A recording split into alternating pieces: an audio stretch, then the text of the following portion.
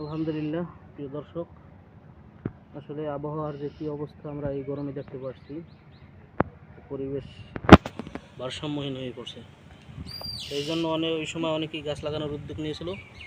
তো এখন একটা মৌসুম, বৃষ্টির মৌসুম, যে এই বীজ লাগাইবেন ওইটা থেকেই গাছ হবে ইনশাল্লাহ। আমরাও সেই সুবাদে দেশি গাব খেয়েছি, গাবের বীজ লাগাবো। যদি গাছ হয়, ফল হয়, তো ওগুলো সদগায় জারিয়া। যদি ফল নাও হয়, তারপরও আমাদের পরিবেশের জন্য এটা একটা খুব বিরাট একটা ভূমিকা রাখবে ইনশাল্লাহ। তো আমরা যে যেখানে আছি সবাই নিজের মতো করে বিভিন্ন উদ্ভিদ ছড়িয়ে ছিটিয়ে দিই, যাতে করে দেশটা সবুজ শ্যামল থাকে। বিসমিল্লাহ।